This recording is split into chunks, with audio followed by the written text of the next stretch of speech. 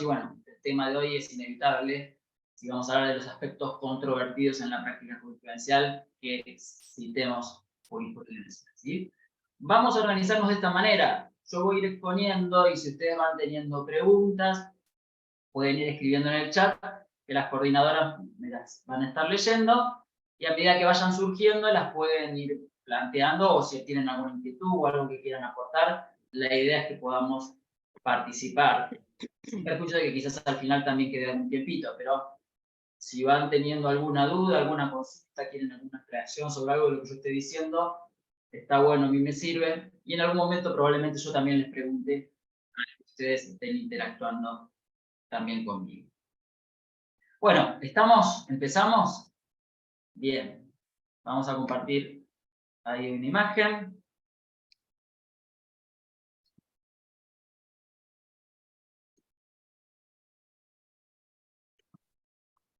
Díganme si se ve bien. Sí, se ve bien. Ok. Muy bien. Vamos a arrancar entonces. Si hablamos de compensación económica, lo primero que podemos plantear, a ver, una precisión al comienzo. No voy a explicar todo lo que es la compensación económica. Vamos a dar algunos puntos y nos vamos a meter directamente en qué cuestiones están controvertidas hoy. Que de todas maneras son prácticamente todas.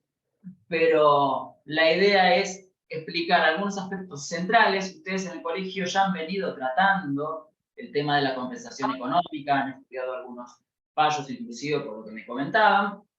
Vamos a hacer referencia a algunos de los fallos que han salido recientemente en Bahía Blanca. Pero bueno, les decía, no vamos a agotar toda la temática, sino que vamos a ver puntos centrales que nos permitan introducirnos en el instituto y nos permitan comparar la jurisprudencia en los diferentes aspectos. En cuanto al concepto, tenemos tres formas de abordar la compensación económica. Se utiliza el mismo término para hablar del derecho de un excónyuge o un exconviviente para hacer un reclamo cuando existe un desequilibrio manifiesto, con causa adecuada en el vínculo y produce un empeoramiento. Esto es el 441 para el divorcio y el 524 para las uniones convivenciales, 441, 442, 524, 505. Como derecho, como prestación, también se llama compensación económica la prestación, ¿sí? Ya sea en un pago, digamos, en cuotas, a través de la entrega de un bien en usufructo, de la manera que las partes convengan, pero la prestación también se le llama compensación económica y también se llama compensación económica a la finalidad del instituto, como un mecanismo correctivo de las injustas desigualdades que produce la ruptura del vínculo, ya sea matrimonial o convivencial. Nosotros hoy no nos vamos a centrar en las tres, sino nos vamos a quedar en la compensación económica como un derecho, ¿sí? Ahí tenemos una definición que da Pellegrini, que básicamente habla de un derecho reconocido al cónyuge conviviente y después pone todo lo que dice la norma, ¿no? A quien el divorcio o cese del proyecto de vida en común produce un desequilibrio manifiesto que representa un empeoramiento de su situación y que tiene por causa adecuada el vínculo matrimonial o la unión convivencial y su ruptura. En esta definición aparecen tres elementos que deben darse para que exista el derecho a una compensación económica, cuando el reclamo es judicial. Los vamos a tratar después, pero ya están aquí. Primero, un desequilibrio manifiesto entre los miembros de la pareja que se ha roto, un empeoramiento de quien reclama y un elemento que vamos a ver que es bastante controversial en cuanto a su interpretación, que es que este desequilibrio y este empeoramiento tenga causa en el vínculo matrimonial o en la unión convivencial y su ruptura. En este sentido, tenemos varios autores, tanto en la doctrina nacional como en la doctrina española. Acá van a conocer algunos y otros no, porque Díaz Zambrona, Cabezuela Arenas, son autores extranjeros, son autores españoles, pero todos lo abordan principalmente como derecho. Y el Tribunal Superior de España, en una resolución del año 2020, ya define también, esta es jurisprudencia más nueva, a la pensión compensatoria, ¿sí? Ellos la siguen llamando así, a pesar de que el artículo 97 del Código Civil Español ya no hable de pensión, pero la pensión compensatoria se configura como un derecho personalísimo de crédito, ¿sí? Entonces, esta idea del derecho creo que es la más certera y la que más se ajusta a el concepto de compensación, ¿sí? ¿Por qué tenemos una compensación económica? ¿Por qué se regula en nuestro país una compensación económica? Y esto tiene que ver con un contexto de justificación. ¿Por qué insertar este instituto en nuestra legislación? Recuerden que el Código Civil asociaba los efectos diferenciados, por lo menos entre cónyuges, porque las convivientes no estaban regulados en el Código Civil, de la unión convivencial. Los efectos estaban asociados, esto es un rápido repaso, a la culpabilidad o a la inocencia. El inocente del divorcio, aquel que no hubiera dado causa, tenía ventajas, principalmente el derecho a una cuota alimentaria, artículo 207 del Código Civil, que mantuviera el nivel de vida que tenían durante la convivencia en base a las pautas que la misma norma establecía.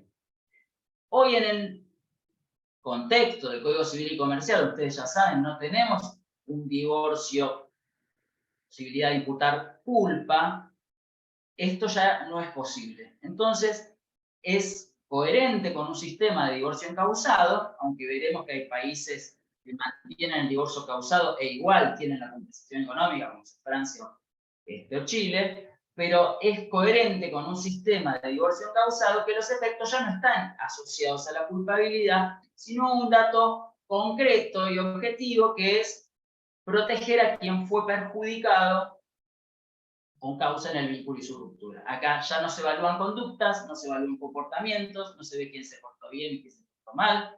Lo que se evalúa es, al salir del matrimonio, al salir de la unión convivencial, cómo quedaron parados ambos miembros de la pareja, y si uno fue perjudicado y ese perjuicio tiene razón de ser en cómo se estructuró esa vida en común, ahí es donde tenemos el derecho a la compensación económica. Entonces, acá es donde se justifica, y lo interesante es que hoy se incluye a los convivientes. Hay países donde lo regulan solo para el matrimonio, nosotros también lo tenemos regulado para los convivientes, con lo cual se protege pluralmente a distintos modelos familiares, no solo al matrimonio, sino también a la unión convivencial.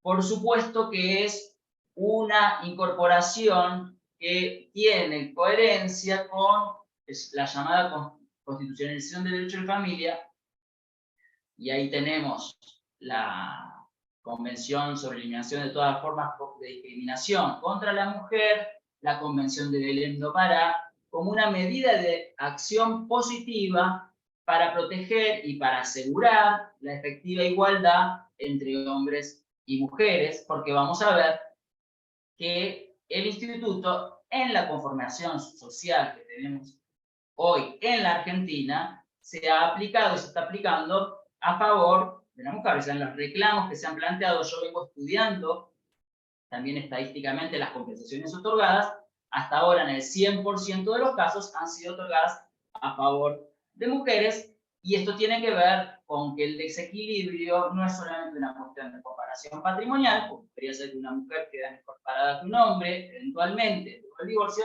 sino la causalidad es lo que va a determinar que se aplique en nuestro derecho y de acuerdo a nuestra conformación social, hasta ahora exclusivamente a favor de mujeres, aunque el código plantearía la posibilidad de que el reclamo lo efectuara un hombre. De hecho, se ha efectuado en un par de oportunidades, pero hasta ahora han sido denegadas.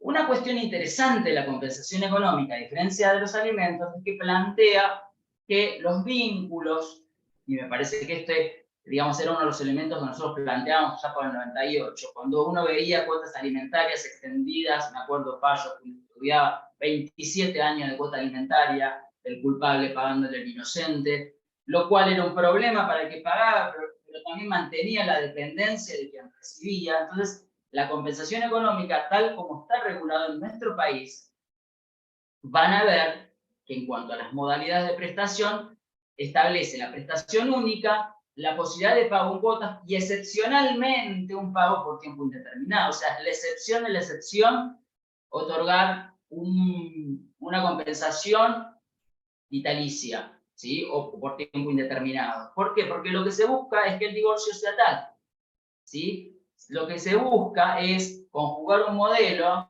cooperativo, es decir, quien salió beneficiado debe compensar al otro, y a su vez un criterio de autorresponsabilidad en el sentido de que quien la recibe va a administrar aquello que recibe, y la idea es que sea por un tiempo acotado, porque quienes se divorcian no quieren seguir mantenidos, si no es sano, que si no es estrictamente necesario, mantengan una ligación jurídica, ni para uno ni para el otro. Fíjense que la unión convivencial no puede ser otorgada nunca por más del tiempo que duró la unión. O sea, la norma misma te pone ahí un corset en cuanto a temporalizar. La temporalización tiene que ver con esto, ¿no? Fijarle un tiempo, acotarlo y, digamos, como una especie de reacción a este sistema alimentario que regía antes, que nosotros seguimos teniendo igual en el supuesto del 434, son supuestos excepcionales, pero la compensación responde a otro paradigma,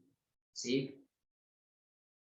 ¿Cuáles son los caracteres? Vamos bien hasta acá, hasta ahora bastante teórico, ya entramos con los fallos, no se asusten, ¿sí? ¿Cuáles son los caracteres de este derecho? Bueno, es un derecho de carácter personal, ¿sí? Como derecho de carácter personal,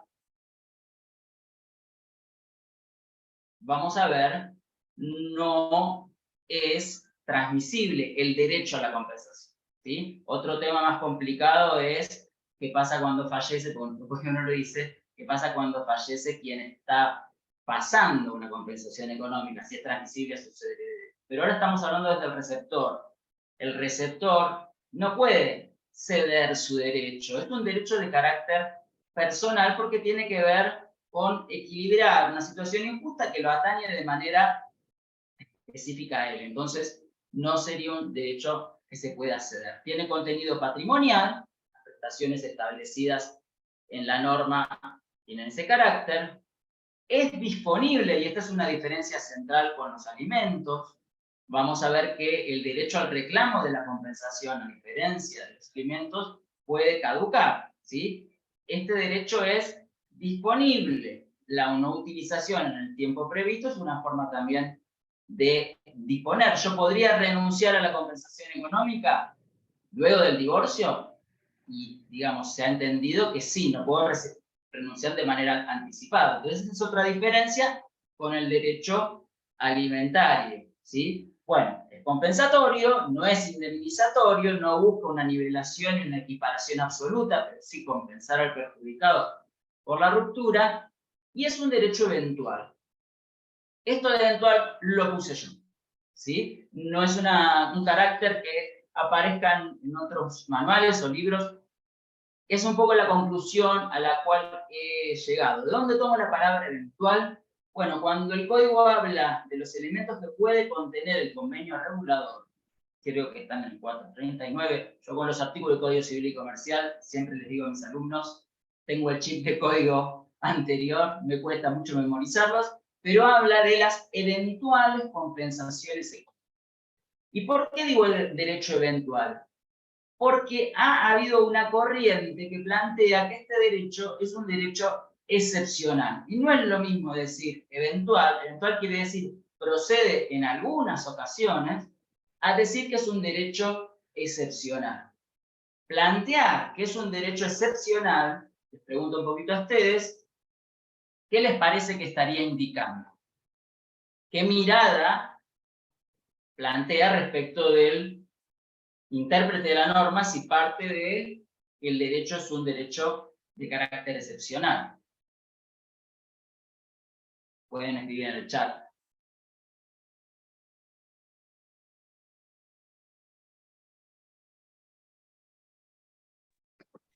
Entiendo, perdón, entiendo que excepcional implicaría que sea algo que se brinde muy difícilmente en casos muy raros, eventuales quiere decir que tiene algunos requisitos que hay que probarlos, que hay que brindarlos, no siempre va a ocurrir. Exacto. Muy bien, Alan. Miren, ahora les voy a plantear un poquito esto de lo de excepcional. Pero excepcional, como dice Alan, tiene que ver con plantear de entrada un concepto restrictivo de la compensación. Quizás alguien lo tomó de los alimentos del cuadro 34, pero en ningún lado del código, en ninguna parte dice que se trata de un derecho de carácter excepcional. Sin embargo, es una primera postura y acá entramos con la jurisprudencia ya, y de acá no nos vamos más de la jurisprudencia, ¿sí? Vamos a hablar de algunas cosas teóricas, pero ahora vamos toda la jurisprudencia y vamos a ver las miradas contrapuestas que aparecen.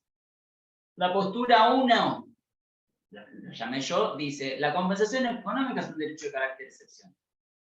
Ahí tenemos una cita. Esa cita está en el tratado de Rivera Medina, cuando comenta la compensación, dice, la idea de la compensación no debe ser tomada como regla general, sino de modo excepcional, como elemento morigerador ante la demostración real desequilibrio patente. Yo creo que la autora de la cita no lo pensó como lo terminaron aplicando después, pero el ponerlo hizo que un montón de fallos citen por eso lo planteo tal cual como está escrito en el comentario, porque es recogido por varias sentencias que se han analizado, y he analizado, algunas no lo dicen expresamente, no dicen la palabra excepcional, pero yo se las pongo igual, digamos, yo les voy a dar ahora los fallos que dicen textualmente modo excepcional, ¿sí? Y después hay otros que lo plantean de manera indirecta. Pero analizados los fallos que dicen que la compensación económica, acabamos con estadística, y me gusta hablar con datos, ¿sí? 11 fallos donde se manifestó el carácter excepcional de la compensación económica como efecto derivado del divorcio. ¿Por qué se los pongo en el divorcio? Porque es lo que yo estoy estudiando en la tesis que acabo de presentar hace 3 semanas, ¿sí? Estudia la compensación económica en el marco del divorcio, para acotar, digamos, el margen de análisis, porque no es lo mismo la compensación en un instituto que en el otro. Pero en los 11, donde en el marco del divorcio se dijo que la compensación económica es de carácter excepcional, en 10 se denegó la compensación. Y en el otro se redujo la compensación otorgada de 15 años a 3 años. Entonces, fíjense que la mirada inicial que tenemos del instituto determina, les diría de manera casi inevitable, la suerte del pleito. Y yo, digamos, desde lo que estoy estudiando, creo que es un concepto errado plantear esto, porque plantear lo excepcional va a hacer que el juez, el tribunal, sea riguroso y busque todos los peros habidos y por haber para otorgar la compensación, porque hay que darla en caso excepcional, ¿sí? Para mí, un poquito, ¿sí? El fallo no lo dice de esta manera, pero el fallo de la Sala 1 de octubre de 2022 de Bahía Blanca otorga la compensación. Este fallo, en esta sentencia sí se otorga. Si ustedes, no sé cuántos acá son de Bahía Blanca, veo que hay algunos de Picué, conozco algunos de la ciudad de Buenos Aires, pero para los que no saben, había habido una sentencia de primera instancia que había otorgado una compensación económica, era un claro supuesto, digamos, de matrimonio extendido durante 20 años. Melissa estudió bien el fallo, cualquier cosa me corregís. El hombre, en este caso, yo aquí había notado algunas cositas.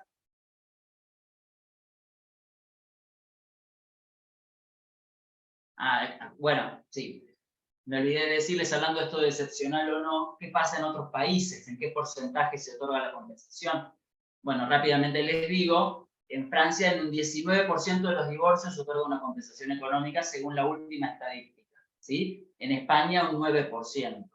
En Argentina no tenemos el dato, ¿no? Porque no hay estadística en este sentido. Yo he armado estadísticas, pero de esto, si no hay colaboración de los organismos del Estado, no es posible, ¿no? Pero bueno, en este fallo, sí, era un matrimonio extendido por 20 años, la mujer se casó a los 20, pero había tenido el primer hijo a los 15, dedicada a la actividad doméstica durante todo el matrimonio. Se divorciaron a los 45 años de la mujer, el cuidado personal a cargo de la mujer, alimentos a cargo del hombre, y quedaba patrimonio para liquidar de la comunidad. El hombre era productor agropecuario. Bueno, en primera instancia se otorgaron 30 millones de pesos, y en segunda instancia la Cámara otorga, pero remite de manera llamativa, a mi entender, al artículo 434, inciso B, y otorga una especie de compensación / alimentos, porque le otorga una prestación por el tiempo de duración del matrimonio equivalente al salario mínimo vital y móvil.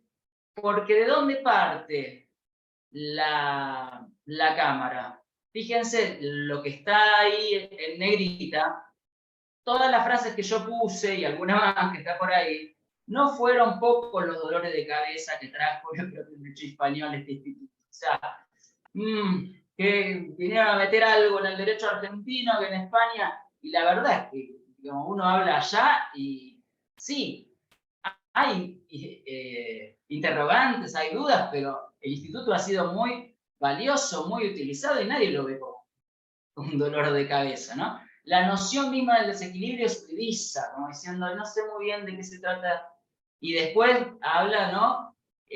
No comulgo con que se aplique la perspectiva de género, lo que sea que ello signifique, de la sentencia de primera instancia que había otorgado 30 millones. O sea, fíjense que lo que hace el tribunal es escaparle a la compensación. Dice, acá la voy a tener que otorgar porque es, digamos, evidente que hay un perjuicio, pero recurre más a una interpretación basada en otro instituto. Dice, no es lo mismo, pero en definitiva aplica el concepto del 434, una especie de iura novi curio, porque nadie pidió alimentos, pero te termina dando algo similar a una cuota alimentaria extendida por un plazo de 20 años con la aclaración de que a los 2 años se va a reducir en un 30% este importe en función de que es el plazo proyectado para la liquidación de la compra. ¿Sí? Pero volvemos a esto, ¿no? Tiene que ver con esta idea, una interpretación a mi entender restrictiva, una mirada restrictiva respecto de la compensación económica. No sé si alguien quería hacer algún comentario, escuché alguna, se colaba por ahí alguna voz.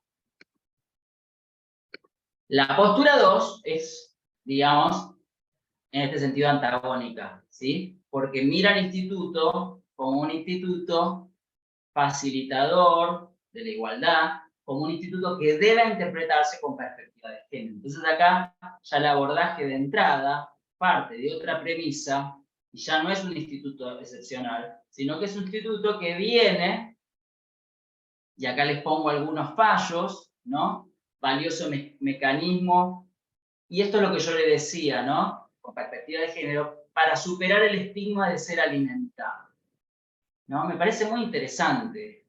Ser alimentado, ¿no? Esto de, bueno, una especie de, me estás dando la migaja, ¿no? No importa la suma, yo estoy dependiendo económicamente de vos. Entonces, fíjense cómo diferencia el instituto, cómo lo realza y cómo lo pone en otro lugar. Acá tenemos otra sentencia de la Sala L, creo, sí, de la Cámara Nacional de Apelaciones, que también tiene que ver con una mirada con perspectiva de género, que busca que este modelo patriarcal arraigado socialmente arroje con consecuencia fatal al momento. Es decir, prácticamente acá es otra vereda, ¿no? El quiebre dentro de una estructura, de un matrimonio configurado de acuerdo a roles prefijados y tradicionales, pareciera que no es excepcional, sino todo lo contrario, como una especie de presunción de procedencia de la compensación. Pero todo esto está en la jurisprudencia argentina, hay sentencias de un lado y sentencias del otro, ¿sí? Aunque estas últimas yo creo que son las que más están abriendo camino, por lo menos en las que nos llegan a nosotros. En el caso que yo les conté, la sentencia de primera instancia que otorgó los 30 millones tomó esta perspectiva claramente, y dice, acá hay una desigualdad estructural que debe ser compensada. No es excepcional, acá hay una necesidad de compensar.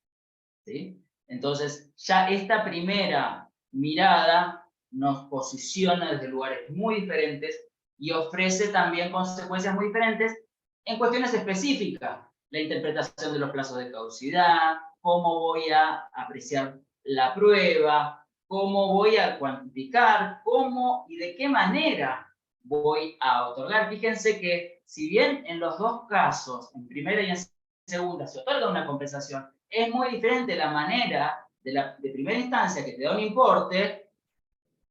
Después veremos si el importe era razonable, es otro tema para estudiar en otra charla, en función de los elementos que había en la causa, ¿sí? Pero la modalidad de prestación, a partir de estas dos miradas, fue diferente, ¿no? En la otra seguís siendo alimentado por, en este te doy un monto para que vos puedas, ¿sí?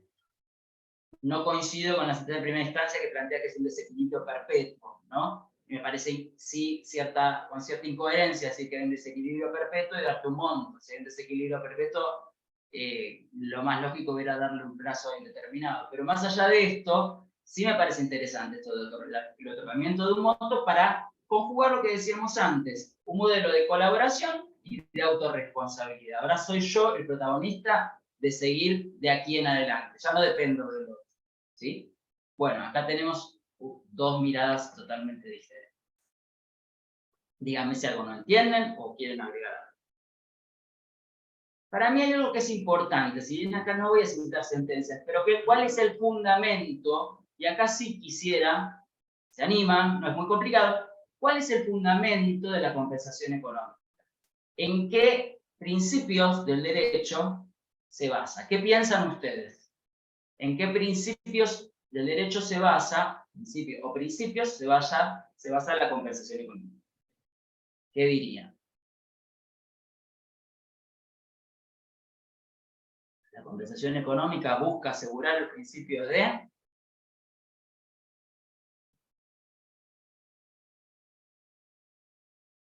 igualdad, dice Maya. Bien. Equidad, dice Mercedes Betina, dice la igualdad.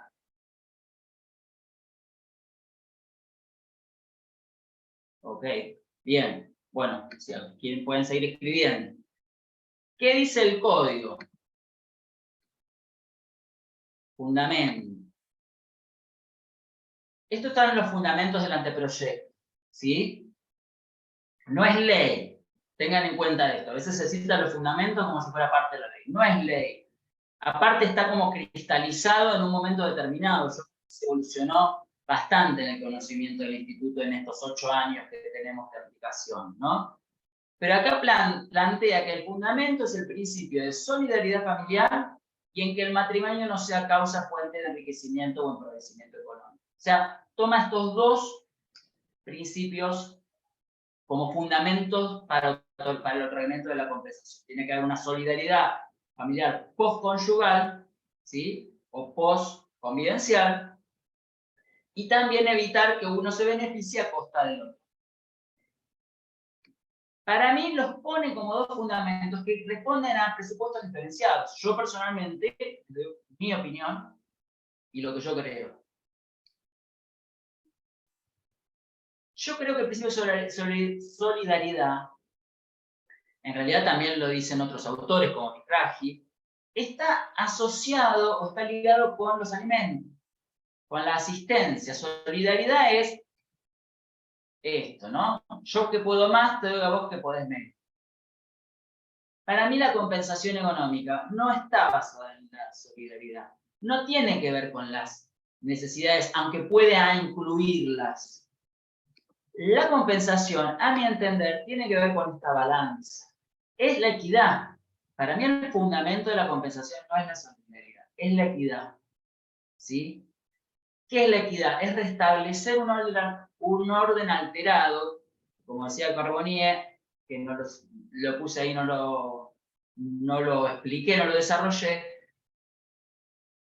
La convivencia tapaba una situación de desigualdad estructural. Rota, se pone en evidencia lo distintos que son uno y otro. lo distintos no que son en su forma de ser, sino la distinta manera que quedan parados de aquí en el futuro. Y lo que busca este instituto, ¿qué es? Restablecer este orden. Entonces, en la asistencia, vos me das lo que yo necesito. En el principio de solidaridad, vos me das lo que yo necesito. Vos que podés más, contribuís conmigo. En la compensación, vos me estás dando lo que me corresponde. ¿Sí? Y este juego de palabras no es simplemente un juego de palabras, es digamos, una interpretación muy diferente en cuanto a que lo que vos me estás dando es lo que me corresponde en función de esto que decía la norma, del enriquecimiento y el empobrecimiento que ha generado para uno y para otro el matrimonio y cómo esto queda digo matrimonio, digo la unión convivencial extendida y la necesidad de compensar a quien resulta perjudicado con causa en este vínculo. Entonces, a mi entender, la compensación se basa en el principio de equidad. ¿Sí? ¿Estamos ante un sistema objetivo o subjetivo? No les pido que respondan porque la mayoría me va a decir objetivo. Y yo quiero explicarles qué entiendo por sistema objetivo o subjetivo y qué ha entendido, para entender también por cómo está regulado nuestro código, qué ha entendido la doctrina y jurisprudencia española sobre este tema. Yo puedo ver lo mismo de dos maneras diferentes, ¿no? Ahí tenemos, ¿qué es? ¿Es una M o es una W? Bueno, algunos ven a la compensación como un sistema objetivo y a otros, o objetivista le han dicho en la doctrina española, y otros subjetivistas. ¿Por qué la traigo a colación? Porque nosotros estamos inspirados en ese modelo y nuestra regulación claramente tomó en cuenta cuestiones que habían sido debatidas y que de hecho la norma española todavía no ha modificado, que nosotros sí, en base a cómo se ha interpretado el instituto. ¿Sí? La discusión que se dio en el derecho español y que tuvo que ser zanjada en una sentencia del año 2010 por el Tribunal Supremo Sala de lo Civil es si estamos ante una compensación de carácter subjetivista u objetivista. ¿En qué está la diferencia? ¿En qué no está la diferencia? No estamos hablando de la culpa o no culpa. Subjetiva no quiere decir ahora como sistema evaluar comportamientos o conductas.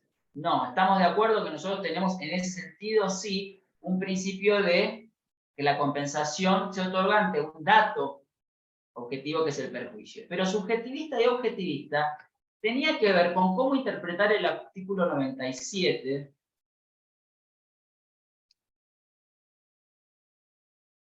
que establecía en una primera etapa la circunstancia de desequilibrio en un primer párrafo y en el segundo las pautas que nosotros tenemos en el 442.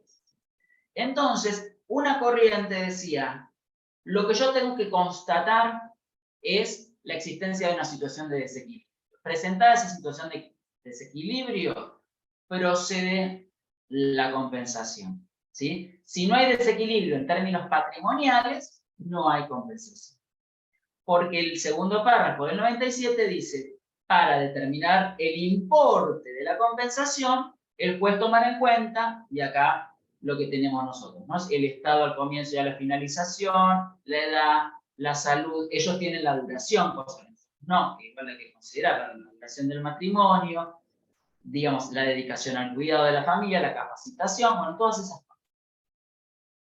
Todas esas pautas, según la postura objetivista, eran pautas que se evaluaban en una segunda etapa para cuantificar la cuota, digamos, digo cuota porque ellos en general fijan rentas, a diferencia nuestra, prácticamente diría que en todos los casos ellos establecen rentas, no dan un importe determinado, pero ellos tienen aparte la compensación por trabajo doméstico. Entonces, es un régimen que en eso es diferente al nuestro, pero no tenemos compensación por trabajo doméstico. Entonces, las circunstancias pasadas, presentes y futuras son pautas de cuantificación.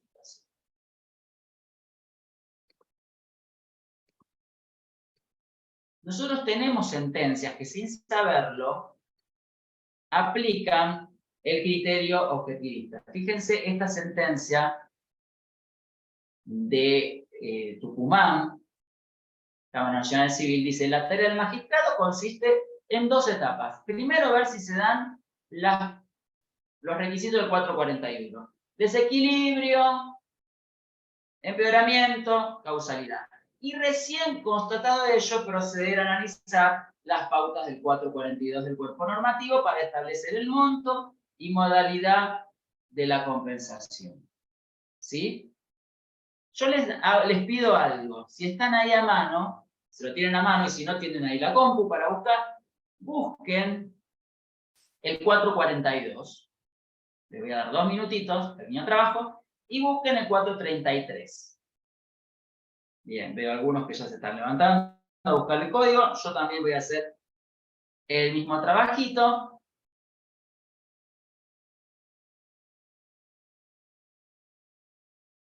Lo que yo quiero que ustedes investiguen es las pautas que establece el 442 en nuestro sistema. Son pautas para determinar qué, y las pautas del 433, que son establecidas para fijar los alimentos, son pautas para establecer qué. O sea, ¿cuál sería la diferencia entre las pautas del 42 y las pautas del 433? Vamos a tomar 2 minutitos. Estoy muy acostumbrado a dar clases en el pago con mis alumnos, así que quiero que trabajen un poquito. Veo que somos 57 participantes, así que entre tantos tenemos que sacar alguna conclusión. Si alguien encontró algo, puede habilitar su mic y decirnos.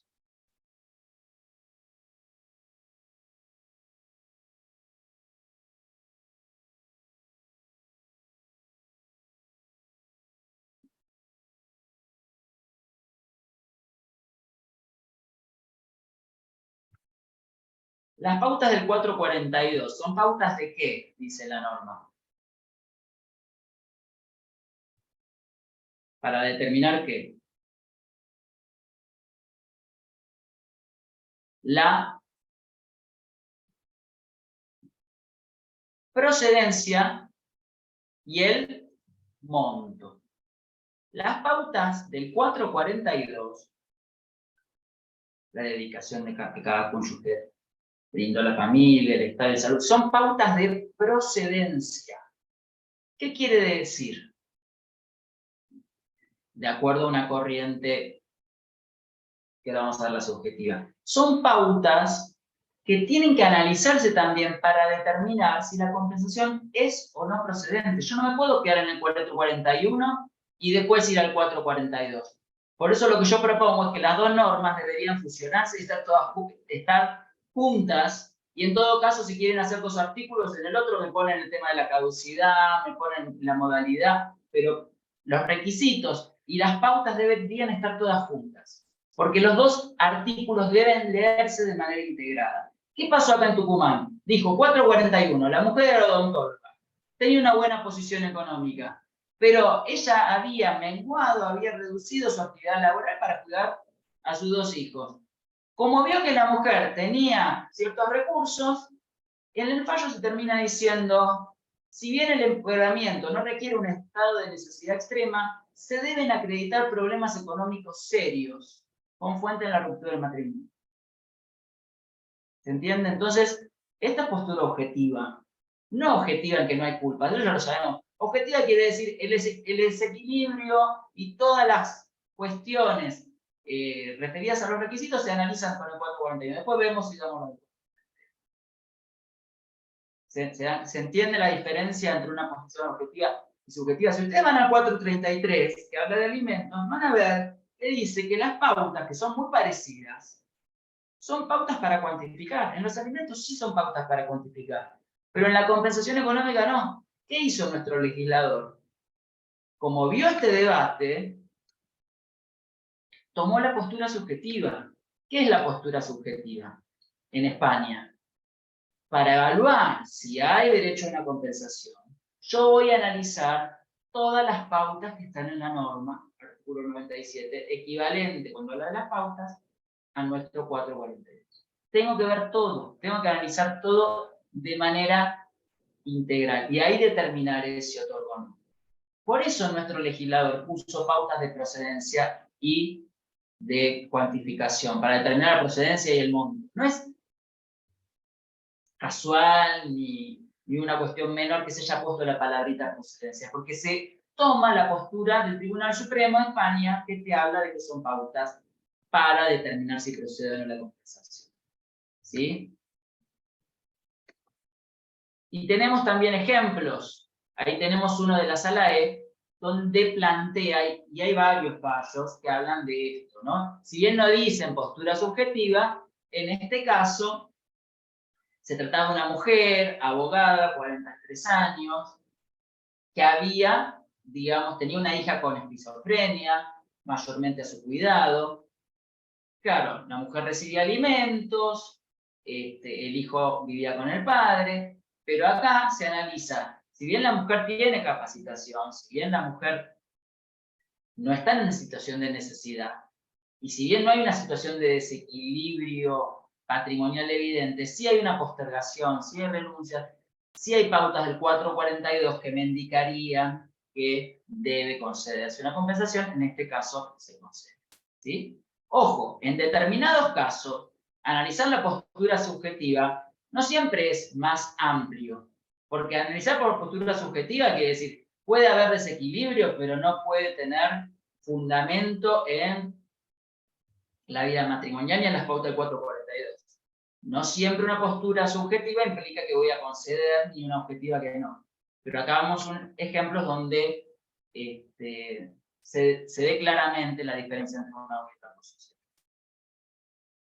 Bueno, nosotros tenemos también que diferenciar la compensación y tenemos todos de acuerdo en principio que es diferente de alimento, que no es indemnizatorio. No voy a entrar en ese tema porque nos llevaría mucho tiempo, pero vamos a ver un caso, y en esto también están los criterios controvertidos en la práctica judicial, donde la controversia surge en un mismo tribunal. ¿Sí? O sea, el mismo tribunal se va, digamos, contradiciendo a sí mismo, pero no lo juzgo, porque realmente estamos en un terreno nuevo. Entonces, fueron pasando distintas cosas en una causa y el mismo tribunal fue adoptando, a mi entender, posturas diferentes.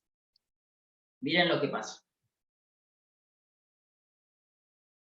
Es un fallo de la Cámara Nacional Civil, Sala I. Tenemos una primera etapa. Y acá, para mí, ya empieza el problema. ¿Por qué? ¿Qué hizo? Se fijó cautelarmente una renta de $5.000 por 40 meses a favor de la mujer o hasta que se otorgue la compensación.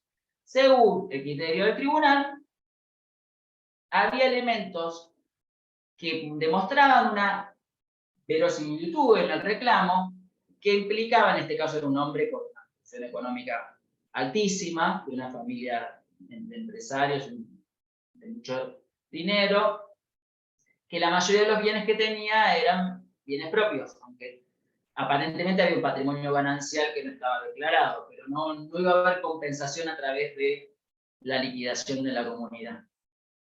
Entonces, ¿qué hace? Como entiende que están acreditados verosímilmente los requisitos de la compensación, le fija a la mujer una compensación provisoria por 40 meses o hasta que se otorgue por $5.000 mensuales. ¿No? Dice, sobre la cuestión alimentaria, no, la compensación económica pretendida en este proceso reviste una naturaleza jurídica distinta de aquello. O sea, en este caso, tenemos dos institutos bien diferentes, acá procede una compensación provisoria porque se acreditó, digamos, la verosimilitud y el peligro. Claro, si yo tengo una compensación cautelar de $5.000 por mes, quizás no me mueva demasiado en activar el proceso. Y parece lo que pasó, porque el proceso no se activó. Y como el proceso no se activó, ¿qué habrá hecho la otra parte? ¿Qué les parece? ¿Qué pudo haber pedido? El levantamiento de la medida cautelar. Lo que pasa es que para pedir el levantamiento de la medida cautelar tenía que demostrar la modificación de las circunstancias. Había algo, si la parte no activa el proceso, ¿qué hace la otra parte ante la falta de activación? Bueno, Pidió por lo la, menos, ¿cómo? pidió la caducidad. Claro, pidió la caducidad de instancia, ¿sí? No es la caducidad de derecho. Bien ahí, Fernanda. Pidió la caducidad de instancia. ¿Y qué hizo el tribunal? Se la tuvo que otorgar. ¿Por qué? Porque habían pasado más de 6 meses y dice, el impulso oficioso no procede porque la parte actora que dijo, como es una cuestión de familia y los principios procesales del derecho de familia son diferentes, usted como juez debería haber activado el proceso, le dice al juez de primera instancia, y dice, no, acá el impulso oficioso no procede porque estamos en un asunto de naturaleza exclusivamente económica, ¿sí? Es una cuestión exclusivamente patrimonial. Entonces, tengo una primera resolución que otorga una compensación cautelar, $5.000 durante todos los meses. En un momento determinado, creo que habían pasado 19, porque estoy calculando cuánto pedían, no, habían pasado más, como 20 meses, o más. No, habían pasado más de 30 meses. Ahí, bueno, ahí tenemos pueden hacer la cuenta. ¿Qué pasa? ¿Cuál es el problema que se nos plantea ahora? Tengo una compensación cautelar que se vino pagando y ahora me decretan la caducidad de instancia. ¿Cuál es la duda que tengo ahora? ¿Qué les parece? Se vino pagando, no se terminó de pagar, caducidad de instancia. ¿Qué va a pedir la parte demandada si obtuvo la caducidad de instancia? Planteó, sí, Fernanda. El cese de pago de las cuotas. Sí, de hecho no pagó más las cuotas, pero ya le faltaba poquito para completar los 40 meses. Entonces lo que pide es la devolución de lo pagado. Que dice acá, no se acreditó que corresponde una compensación. Y acá tenemos un problema. Porque si son alimentos, ¿corresponde la devolución de lo pagado? No, los alimentos son irrepetibles. Pero eso, si es una cuestión exclusivamente patrimonial, procedería la devolución de lo pagado, porque no hay una sentencia que haya determinado que procedía la compensación económica, no se acreditó fehacientemente. El hombre plantea esto, y acá la Cámara, la misma Cámara, era otra cosa que los alimentos, que era una cuestión exclusivamente patrimonial, dice, no corresponde abordar la devolución, sostiene que no, porque en realidad eran como $195.000 que debía devolver la mujer. El voto en disidencia dice que la debe devolver en cuotas de 5.000 tal como la recibió, ¿sí? Pero la mayoría, acá también tenemos una cuestión de género, porque las dos mujeres fallaron con esta resolución, digamos, y el hombre acá dijo había que devolver, estoy hablando de los camaristas, no corresponde abordar la devolución de la suma pretendida como se tratara de una cuestión de neto patrimonial y crediticio. ¿Se dan cuenta?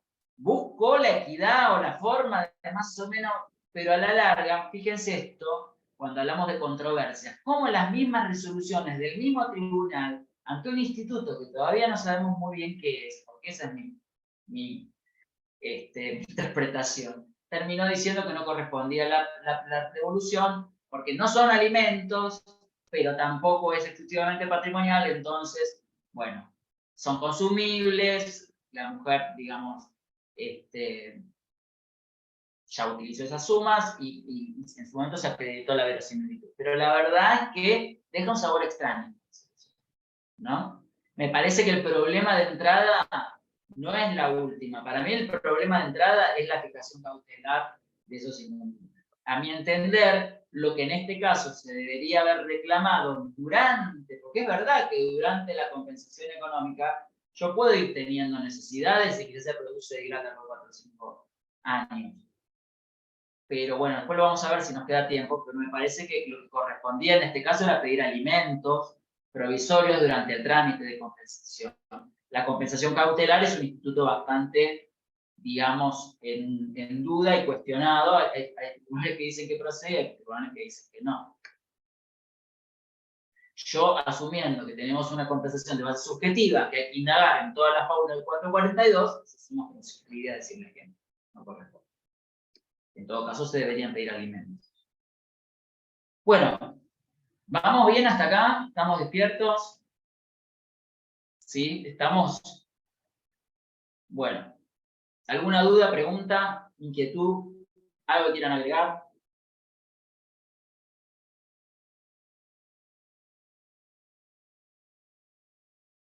Bueno, seguimos entonces.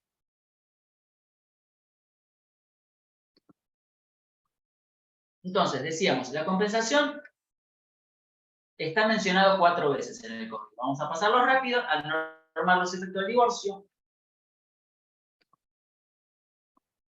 como un efecto del cese de la unión convivencial. También de esto mucho no se habla, pero recuerden que es un derecho para el cónyuge de buena fe en los supuestos de nulidad. ¿Sí? Y también se menciona cuando se regulan los alimentos entre cónyuges, estableciendo la incompatibilidad con el supuesto 434 inciso B. ¿Sí? Hay algunos fallos que ha otorgado los dos institutos de manera paralela. Hay un fallo de juzgado Costín que quedó firme, donde se otorgaron alimentos y compensación, pero alimentos en base a el inciso A. Ahí no son incompatibles el otorgamiento de ambos beneficios. ¿Sí? Lo que yo quiero que veamos son algunas diferencias en cuanto a la compensación económica en el matrimonio y la compensación económica en la unión convivencial. Les pregunto a ustedes, ¿dónde les parece que el instituto es más aplicable y más necesario? ¿Ante la disolución de un matrimonio o ante la disolución de un régimen, la disolución de una unión convivencial? Unión convivencial. En la unión convivencial. Ok. ¿Por qué? Coincido. Porque no hay un régimen de ganancialidad. Exacto. Exacto. Me parece un gran hallazgo esto de que se regula en la unión convivencial, ¿no? Porque justamente nosotros pensamos matrimonio siempre como régimen de comunidad. Recuerden que actualmente también tenemos un régimen de separación. Pero comparando matrimonio con régimen de comunidad con unión convivencial, claramente es mucho más necesario la regulación en la unión convivencial porque no hay ningún mecanismo compensatorio, como sí puede resultar la liquidación de la comunidad. Fíjense que en el matrimonio está sujeto a la celebración de las nupcias, solo previsto en la disolución por divorcio. Ahí justo me entró un trabajo del curso de posgrado que terminé de dictar, donde alguien escribió, todavía no lo leí, vamos a ver qué dice, sobre divorcio, muerte y uno de los cónyuges y compensación, la posibilidad de pedir una compensación económica por el cónyuge cuando el otro fallece. Pero claramente nosotros lo tenemos regulado solo en el supuesto de divorcio. Y como decíamos, coexiste con la liquidación de bienes si hay un régimen de comunidad. En cambio, en la unión convivencial, y acá tenemos un tema, se podría reclamar si cumple los requisitos del 510 del Código Civil y Comercial. ¿Por qué? ¿Se acuerdan los requisitos? Los dos mayores de edad, no estén unidos por un vínculo de parentesco, no haya impedimento del ligamen. Porque el 509 me dice que las disposiciones de este título, entre las cuales se encuentra la compensación económica, se aplican a los matrimonios, a las uniones confidenciales que reúnan los requisitos del 510. ¿Sí? Entonces acá tenemos una diferencia. Ateniéndome a la letra de la ley, si no reúno los requisitos que me exige la ley para que exista una unión convivencial, no podría reclamar los efectos que están regulados en el título. Podría plantearse ante cualquier causa de cese, porque acá no está regulado derivado de la ruptura en vida, está regulado para cualquier supuesto en el cual se extinga la unión. Entonces, acá es muy interesante porque la compensación económica en la unión convivencial podría plantearse en qué casos, aparte de los de la ruptura por decisión de uno o de ambos. De fallecimiento. Claro, es un efecto interesante, ¿no? Y esto ya no está cuestionado, no he leído autores que digan no procede. Sí, el conviviente podría reclamar a los herederos de su conviviente fallecido una compensación económica, con la limitación siempre de este plazo de caducidad fatal de 6 meses contado desde la muerte, si convivieron hasta el día 9. Otra cuestión importante en la unión convivencial es que, y esto atento, la compensación económica no es el único instituto regulado cuando se rompe una unión. Porque uno ve muchos casos donde, como está de moda la compensación económica, se reclama siempre compensación económica. Y hay otros casos, y hay casos donde la plataforma fáctica no encaja dentro de lo que es un supuesto de compensación económica. Una mujer o un hombre que colabora en la construcción de la vivienda del otro, aportando materiales o aportando trabajo, a veces por ese simple hecho reclama una compensación económica. Y en este caso el instituto para reclamar no es tanto la compensación económica, sino cuál otro podría plantearse que está en el 528. ¿Qué les parece? Si uno aportó dinero para efectuar mejoras o construir en el terreno del otro, ¿cuál sería el instituto más propicio para reclamar? Ahí veo que alguno está escribiendo. No sé si tiene abierto el WhatsApp web o están escribiendo para contestar en el chat nuestro. A ver. Bien. Bien ahí Damiana, bien Marcela, bien Betina. Claro, el enriquecimiento sin causa. Tenemos enriquecimiento sin causa, interposición de persona o otros institutos, eventualmente una comunidad de intereses, una sociedad de hecho más poco habitual, porque hay que probar más cosas, pero claramente hay otros institutos, no todo es compensación económica. ¿Sí? Bien, algunas diferencias. Vamos a ver entonces algún problema que plantea la unión convivencial en cuanto a esto, de que para que yo pueda reclamar se tienen que dar los requisitos del 510. ¿Qué pasa si uno de los dos tiene impedimento de ligamen? ¿Se puede reclamar una compensación económica? Si me atengo a la letra de la ley, van a encontrar fallos, acá les cito 2, que rechazan la acción.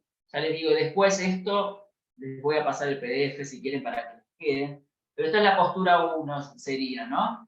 Si hay impedimento de ligamen, no están dados los requisitos de 510. Este es el primer problema que se plantea. Por lo tanto, por ejemplo, como dice la sala C, toda probanza de un fallecimiento de vida en común anterior al fallecimiento del esposo del demandado no amerita valoración alguna. ¿Qué es lo que pasaba en este caso? El señor estaba casado mientras convivía con otra mujer, estaba separado de hecho.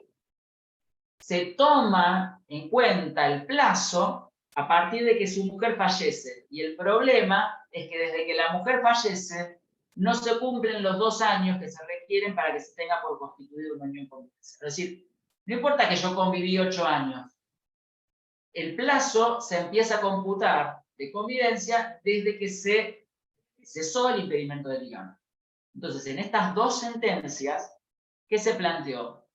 Hay impedimento de ligamen, no hay unión convivencial, no hay posibilidad de reclamo. Si ustedes me dicen, es una interpretación literal de la norma, desde ese punto de vista, es coherente esta interpretación. Lo que pasa es que hay otros fallos que empiezan a mirar con una mirada más abierta, con perspectiva de género y con una consideración integral del caso. Hay un fallo muy interesante, muy bien escrito, que se cita bastante, yo lo pude conseguir, ahora creo que está, pero en su momento no estaba publicado, que es el de Oberá. En el caso, la mujer que había convivido durante 17 años con un señor, inclusive había tenido hijos con el señor, reclama en la sucesión una compensación económica. ¿Contra quién? Contra la cónyuge, de la cual estaba separado pero no divorciada, y contra los 2 hijos del mundo. Por supuesto que los hijos que le dicen, esto no es una unión convivencial, la mujer también, mi yo me encontraba casada con la persona a la cual está planteando que existía una unión, no hay unión convivencial y por lo tanto no procede. Este fallo del juzgado civil y comercial de Oberá, que quedó firme, planteó que correspondía una compensación a la conviviente, muy interesante, porque el modo de prestación acá fue el usufructo de la vivienda por 17 años. Fíjense que un poco combatiendo esta idea de un plazo limitado a 2 años para el conviviente, le termina dando por 17, no es casual que le den por 17 porque es el tiempo que habían convivido, y establece que impedir en este caso la compensación implicaría una valoración discriminatoria. Acá volvemos a las normas constitucionales, a los tratados, a la Convención de Eliminación de todas las formas de discriminación contra la mujer, contra un modelo, digamos, de familia, que en este caso se optó por la convivencia, que en realidad, acá hay otra cuestión, el que tenía el impedimento del ligamen era el señor. ¿Sí? La mujer no podía obligarlo a que se divorciara, entonces ella estaba siendo perjudicada por una conducta del señor que decidía no divorciarse. Acá tenemos un fallo más reciente, donde se toma el mismo principio. Dice, no es inconstitucional la norma que dice que se den los requisitos, pero en este caso no es aplicable. ¿Por qué? Por el impedimento del ligamen era del hombre, es del señor. Entonces no puedo perjudicar a la mujer, ni ir en detrimento de los 14 años de convivencia acreditados en el exterior. Entonces fíjense cómo hay dos miradas. Los dos fallos que les cité al principio, el impedimento del ligamen obsta a el otorgamiento de una compensación, y en estos dos casos, que para mí un elemento central es que la reclamante no es la que tiene el impedimento del ligamen, el que lo tiene es su pareja, fallecida o de la cual se encuentra separada. En estos dos casos se otorgó la compensación económica. Por supuesto que, por lo que veo, no vamos a llegar a dar todo, llegaremos hasta donde podamos hoy, porque aparte también es como mucha información. ¿Vamos hasta acá? ¿Venimos bien? ¿Alguna duda, pregunta? Bueno, ahí tenemos los tres requisitos. Desequilibrio manifiesto, empeoramiento y causalidad adecuada. Vamos a analizarlos un poquito, no vamos a estudiarlos ahora, sino vamos a ver fallos que toman dos posiciones distintas en la manera de interpretar estos requisitos.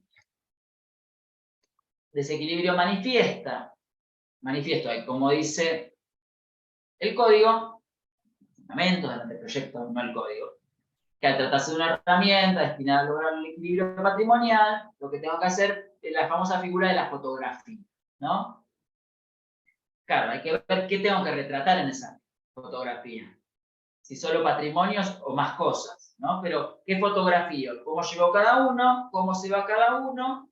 Y después comparo cómo llegó cada uno y comparo las fotografías de cómo sale cada uno. Y ahí eventualmente determino desequilibrio así, no cualquier desequilibrio, sino un desequilibrio pronunciado, manifiesto. Bueno, dependerá es un adjetivo que tiene cierto grado de subjetividad, pero sí me está planteando un desequilibrio de cierta entidad. Bueno, acá está lo que decía antes, ¿no? Había una situación de desequilibrio que en realidad la ruptura evidencia, no es que aparece con la ruptura, sino ya estaba ese desequilibrio, pero se evidencia a partir de la ruptura.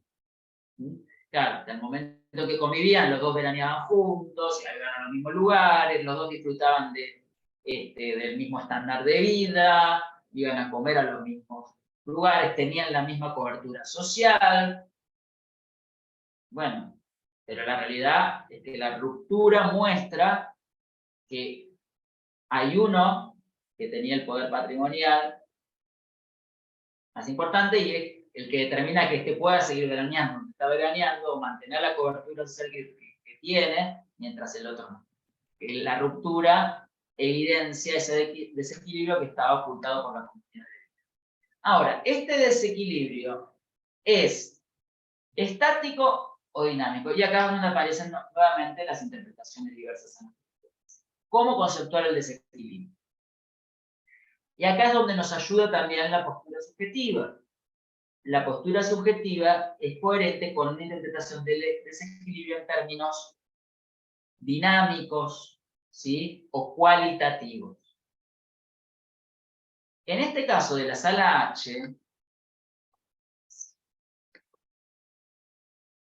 acá hay como mucha información, yo sé que no es lo ideal para un Power, pero como esto es materia que les va a quedar, pues puse bastante. Acá no había un mayor desequilibrio entre los cónyuges luego de la ruptura en términos económicos, patrimoniales. Pero acá se tomó en cuenta que la mujer, abogada, había suspendido su matrícula durante varios años para dedicarse al cuidado de los hijos, mientras el hombre fotógrafo continuaba con su profesión. Claro, termina el matrimonio, se divorcian, y este hombre se encuentra, el fotógrafo, se halla plenamente establecido en su rol profesional, tiene una cartera de clientes, tiene la posibilidad de seguir desarrollando su profesión, mientras la mujer tiene que ver cómo hace para ahora salir a conquistar el mercado a una edad que probablemente no sea la más sencilla, ¿no? Entonces, el fallo de la sala H, ¿qué hace? Otorga la compensación, no tanto por la situación patrimonial, porque había sido medianamente pareja la liquidación de la comunidad, cada uno tenía bienes heredados, pero sí por la posición en que cada uno quedaba luego de la ruptura. Entonces, en este caso, ¿qué dice? Voy a tener en cuenta los roles desempeñados y en función de eso corresponde la compensación, porque hay uno que queda peor parado que el otro. El desarrollo a futuro no va a ser igual para los dos. Uno continúa en este envión que ya viene trayendo y el otro tiene que ver cómo salir a, digamos, a enfrentar los desafíos que el mundo laboral implica. Entonces, esta es una compensación o una concepción del desequilibrio en términos dinámicos, postura subjetiva. No evalúe el desequilibrio solamente en términos patrimoniales, sino en función de todas las pautas del artículo 442.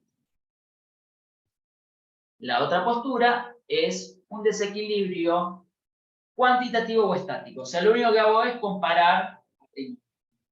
Si los patrimonios son medianamente equivalentes, no procede la compensación. Y acá,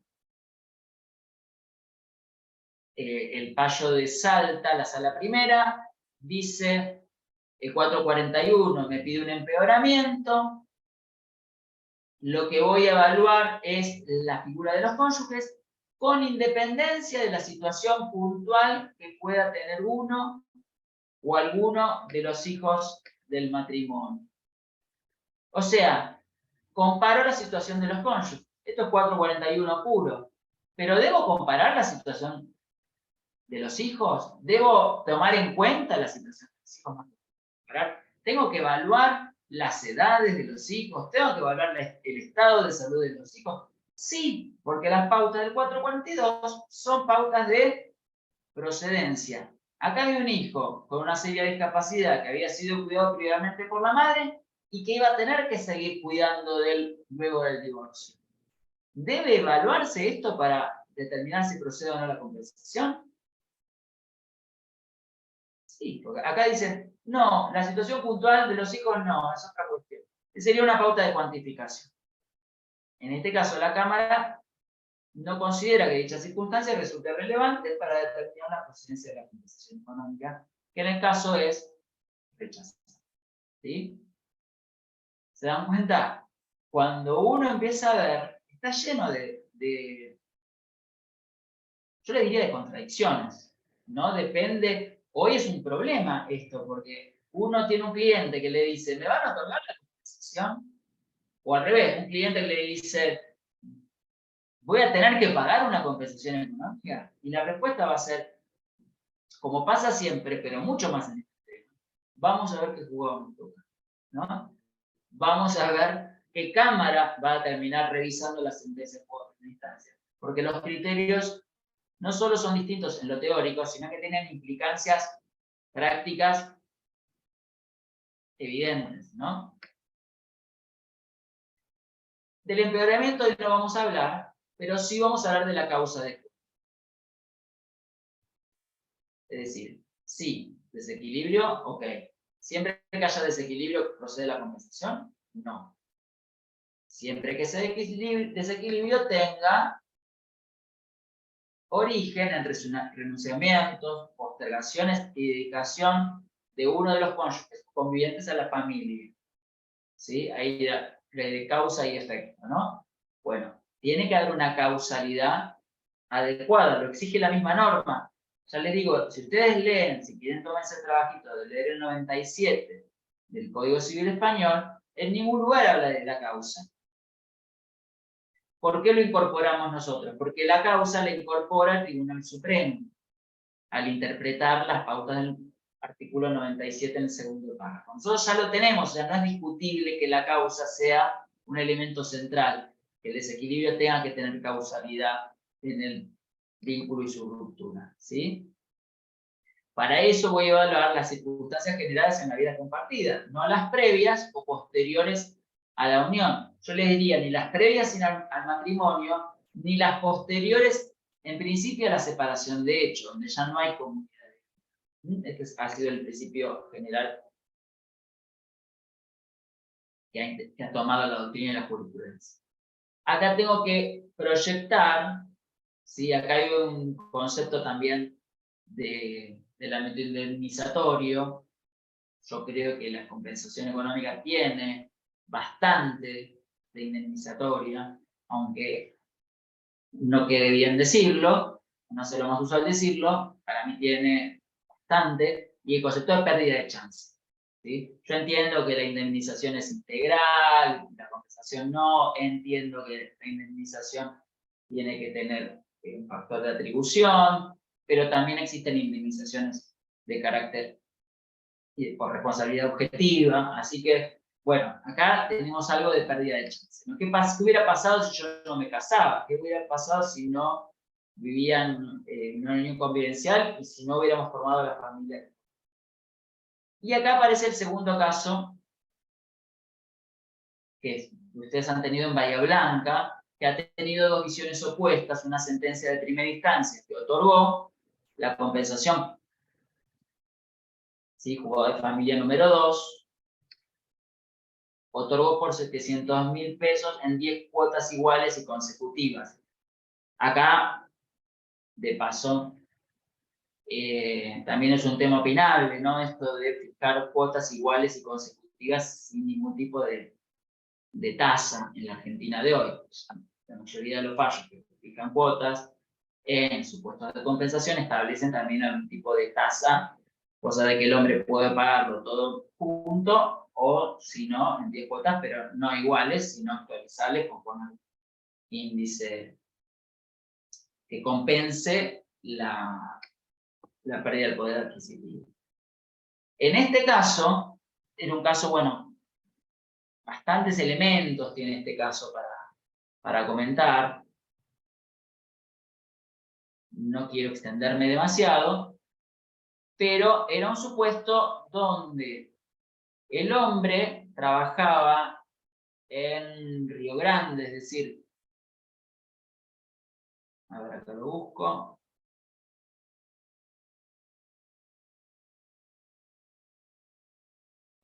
Como tengo varios de acá de la zona, no quiero decir algo que no sé. Si un matrimonio extendido por 12 años, tenían 2 hijos, tenían 11 y 8 al momento de la separación, y uno de los niños diagnosticado con TGD, trastorno generalizado del desarrollo, a los 3. La cuestión era que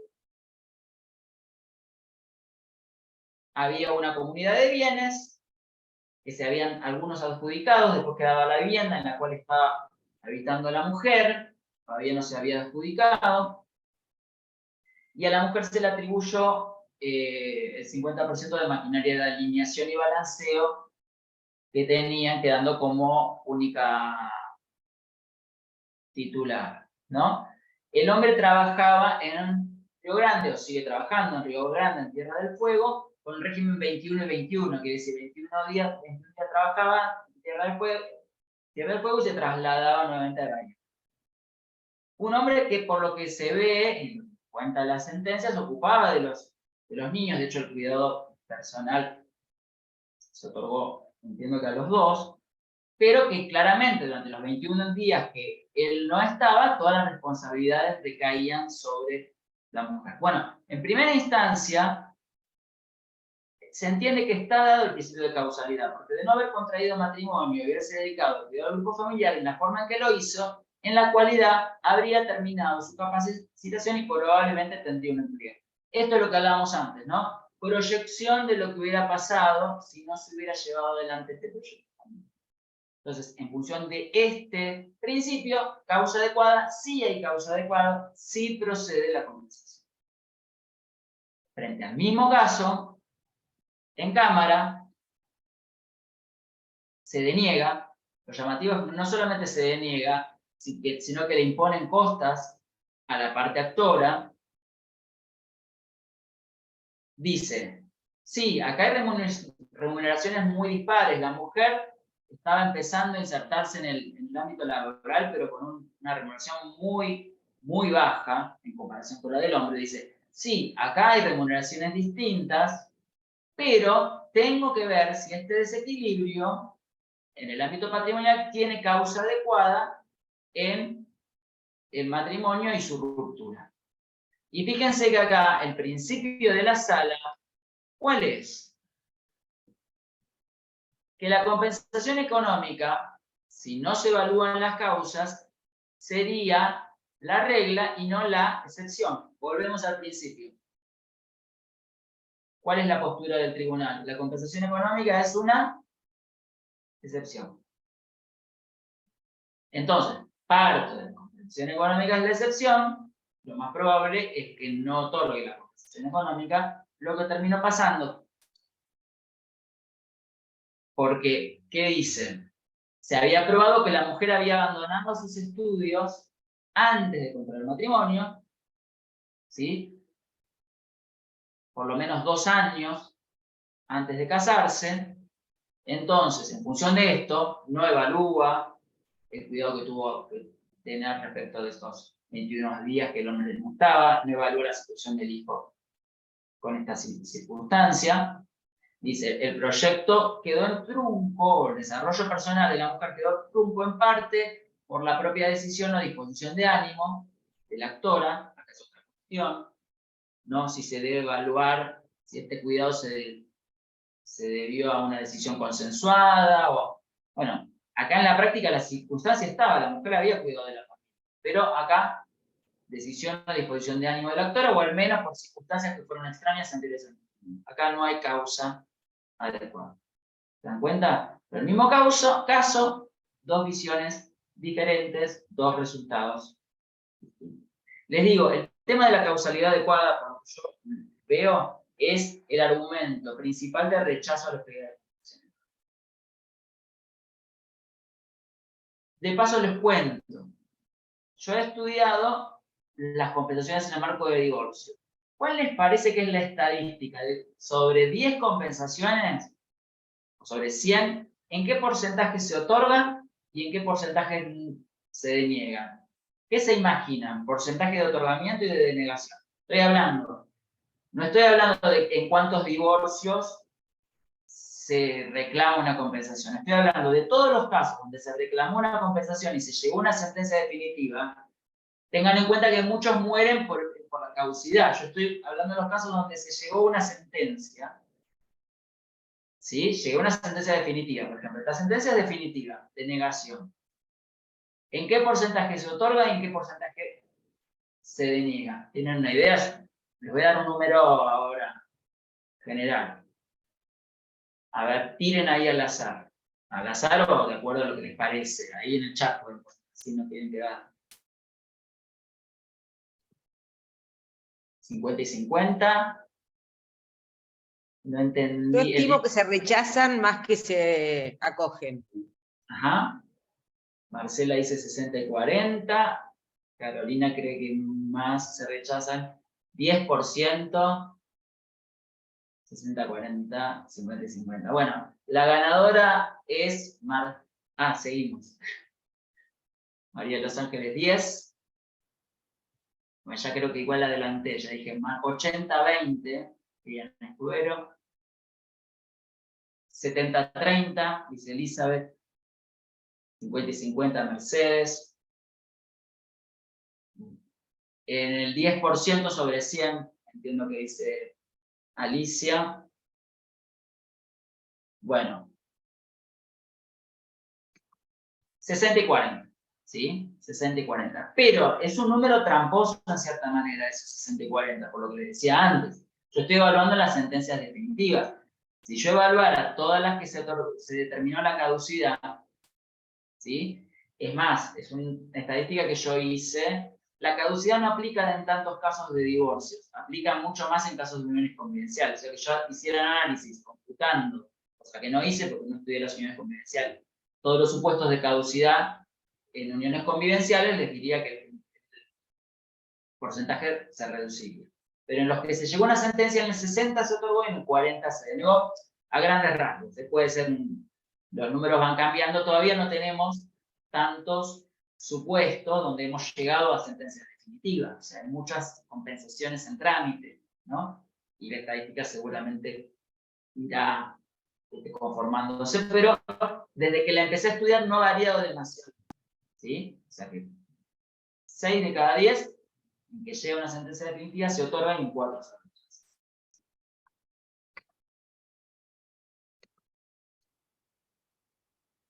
Bueno, acá tenemos un tema que a mí me interesa, lo que pasa es que no lo vamos a abordar, que es cómo se relaciona la compensación económica con la incidencia de la liquidación de la actividad. Tenemos claramente un problema, pero también lo tenemos cuidado, que la mayoría de los casos donde se otorga la compensación todavía no se liquidó la comunidad, que es un mecanismo, en cierta manera, también compensatorio cuando hay bienes gananciales, ¿no? Acá tenemos fallos que plantean, bueno, sí, y esto surge también de la doctrina del Tribunal Superior de España. Para determinar la existencia de desequilibrio, también tengo que tener en cuenta el régimen de bienes a que está sujeto el patrimonio de los cónyuges, en tanto que va a compensar determinados desequilibrios. No quiere decir que sea comunidad no hay compensación, pero sí que parte de la compensación puede estar dado por la adjudicación del 50% del patrimonio. Solamente les planteo algunas, digamos, una hoy, hay muchas más, pero diferencias en cuanto a si se debe tratar o no de manera conjunta en un mismo expediente la compensación y la liquidación de la comunidad. Acá tenemos un fallo de la Sala Quinta de Salta que revoca una sentencia de primera instancia que había dicho que ambas cuestiones debían tramitar por separado y dice que procede la acumulación objetiva de pretensiones porque se cumplen determinados requisitos, ¿sí? Que son pretensiones que no son incompatibles, misma competencia y mismo tipo de proceso. Por otro lado, tenemos otra postura que plantea el tratamiento separado, que es la Sala 3 de Salta, la doy porque justamente son en la misma provincia dos salas distintas, que dicen, no, el objeto de la... acá es al revés, en primera instancia admitió el trámite conjunto y en Cámara se dijo no, porque el objeto de esta pretensión es distinto al de la liquidación de la sociedad conyugal, le hace de la comunidad, distintos son sus presupuestos y los hechos que deberán ser acreditados. Por ende, es inconveniente tratar estas dos cuestiones de manera conjunta. Yo les cuento algo, les pregunto. Ha habido casos donde se ha tratado de manera conjunta. No es la regla, en general se trata de manera independiente, pero tenemos supuestos donde se ha tramitado de manera conjunta. Cuando se tramita de manera conjunta, ¿qué les parece? ¿El juez va a ser más proclive a otorgar la compensación o menos?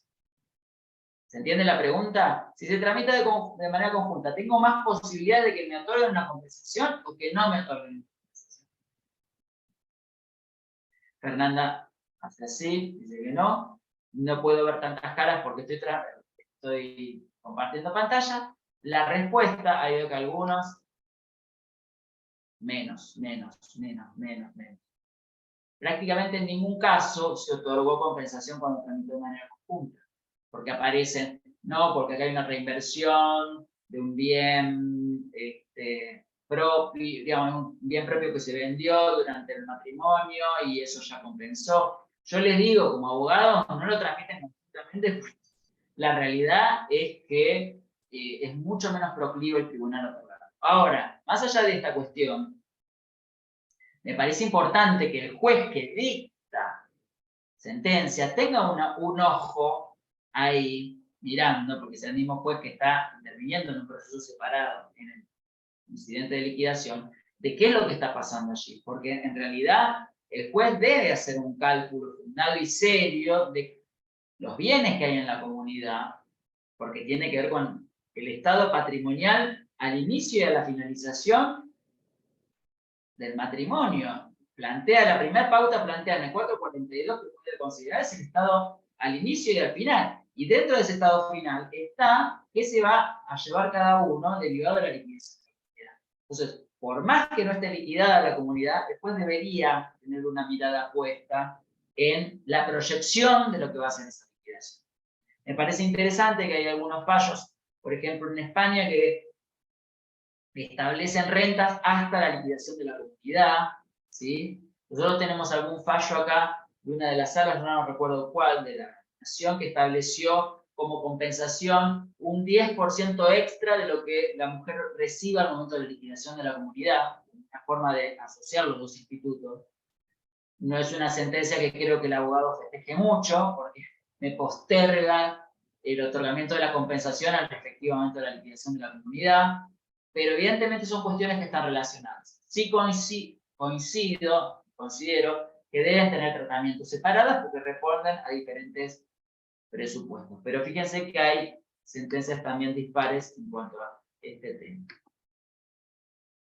Otra diferencia de criterios se da en el tema de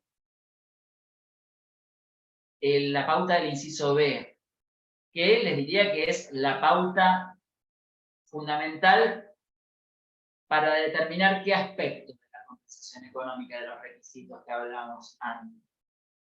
La causa, o sea, el inciso B es la causa, ¿sí? La dedicación que cada cónyuge o conviviente, porque estoy analizándolo en función de lo que dice también el 525, por eso dice 442, pero pongan 442/525, porque aplica a los convivientes. La dedicación que cada cónyuge o conviviente brindó a la familia, no solo a los hijos de la pareja, a la familia. ¿Sí? La familia, ¿quién puede ser? Puede ser los suegros, puede ser los hijos afines del otro.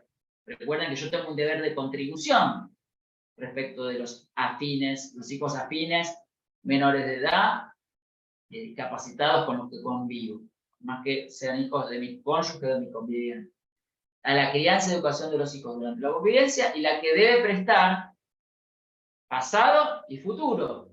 Acá el desequilibrio también se evalúa en cuanto a mis compromisos a futuro, no solo en cuanto a lo que realicé, sino en cuanto a mis compromisos. La que debe prestar con posterioridad al divorcio. Y ahí planteo una pregunta. Bueno, la mujer se quedó al cuidado de... Pero podían pagar una niñera, ¿sí? Se podía haber capacitado si ella quería. En realidad ella eligió quedarse ahí. No fue una decisión consensuada. Esta es una defensa que aparece muchas veces, ¿no? No, esto no fue... Ella lo hizo porque ella quiso, no fue algo que decidimos. Ella podría haber tomado otro camino.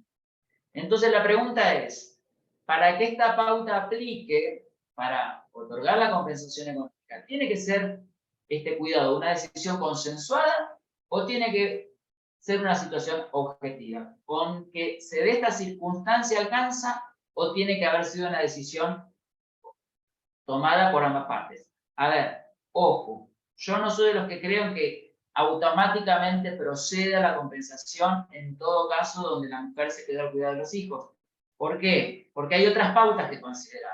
¿A quién se atribuye la vivienda? ¿Qué acuerdo se hizo de liquidación de bienes? Por supuesto que es una pauta fuerte, pero a mi entender, esta pauta sola no alcanza para que siempre se otorgue la compensación. Esta es mi opinión. porque nosotros no tenemos una compensación por trabajo doméstico. Tiene que haber, aparte, una situación de desequilibrio derivado de esta circunstancia. Lo que estoy preguntando ahora es otra cosa, es, ¿el cuidado de los hijos debe haber sido una decisión consensuada o basta para que aplique esta pauta con que sea una situación objetiva? ¿Qué les parece?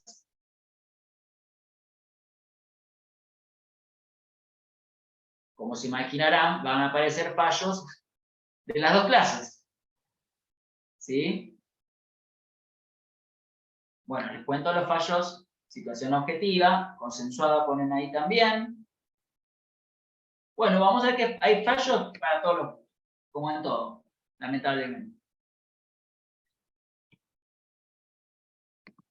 En todos los puntos. Postura que requiere una decisión consensuada.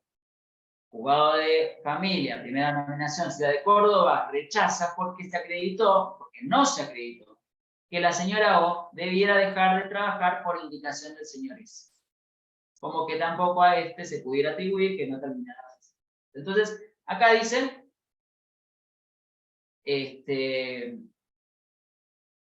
no hay una acreditación de que la mujer dejara de trabajar y se dedicara a la familia por indicación del señor S. Lo hizo, pero no se probó que fuera indicado por el señor. Entonces no procede la compensación.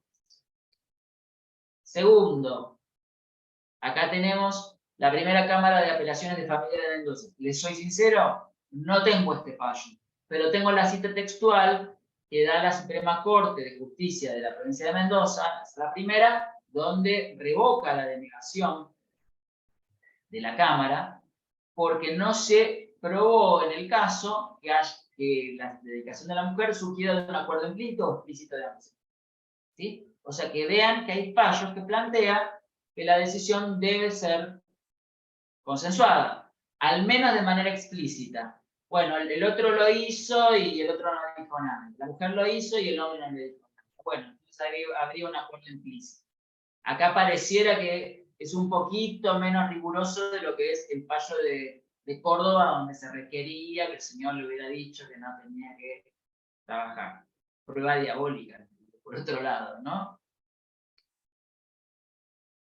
Tenemos sentencias que dicen lo contrario. O sea, no importa si fue una decisión consensuada o no, porque es muy complejo de probar. Lo que importa es que se dé la situación objetiva de cuidado, porque con esto alcanza para que se presente una circunstancia de postergación personal, de renunciamiento, etc. Entonces acá tenemos Sala B, de Cámara Nacional de Apelaciones, ya sea por elección conjunta o no, no importa, lo que surge es que la señora abandonó sus estudios avanzados, según reconociera el demandado, en pos del mantenimiento de los y la vida en familia. Parece que tiene más con el espíritu de la compensación económica esta postura, porque si no, ahí sí volvemos a un concepto subjetivo, pero no en el sentido español, sino subjetivo de evaluar las motivaciones, las razones, los comportamientos, y acá nos metemos otra vez con un poco de análisis de culpa. Bueno, la mujer fue, como hay algunas sentencias, la mujer fue indolente, la mujer fue... Y acá otra vez volvemos a análisis de conductas, que está, en principio, esto ajeno al instituto de la compensación. También acá tenemos la Cámara de Apelaciones de Trelew, Sala A, toda la compensación. Bueno, acá lo que decimos, lo que se demuestra es que la mujer se dedicó a la familia, es una circunstancia fáctica objetiva que quedó reconocida y probada. Aclaro que resulta irrelevante para resolver aquí si la actora se dedicó a las tareas del hogar a raíz de un pedido concreto del marido o lo hizo por propio medio. Lo importante es que lo realizó. Lo importante es que esto determinó su postergación. Lo importante es que esto determinó causalmente ese desequilibrio manifiesto que existe. Bueno, y acá entramos en cuestiones procesales. Hay mucho de cuestiones procesales. Yo voy a pasar un poquito rápido.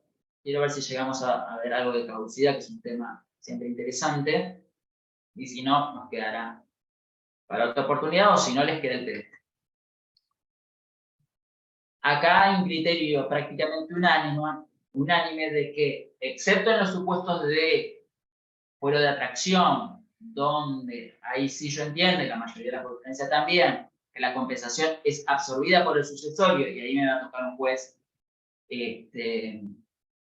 patrimonial, no juez de familia. En el resto de las causas se necesita una justicia especializada. De todas maneras, tenemos una sentencia de un juzgado en Rosario que se abocó, un juzgado patrimonial, a resolver un reclamo de compensación económica por entender, no lo derivó el juzgado de familia, por entender que son cuestiones exclusivamente de orden patrimonial.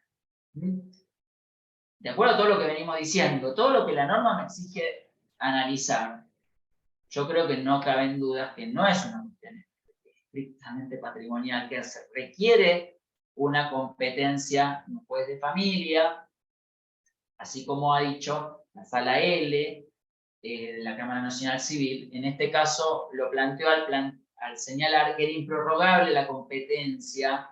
El artículo 1 de nuestro Código, bueno, el Código Procesal de la Nación dice que puede prorrogar la competencia en cuestiones exclusivamente patrimoniales. Acá era un acuerdo de compensación económica donde se había prorrogado la competencia y planteado que correspondía en cualquier litigio asociado a acuerdo, se prorrogaba a los tribunales de la Nación.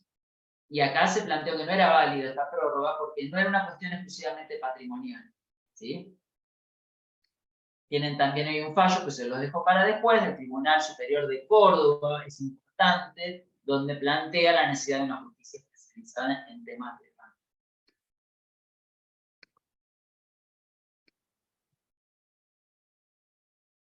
Bueno, acá un poquito lo que hablábamos antes. ¿Procede una compensación económica cautelar o provisoria?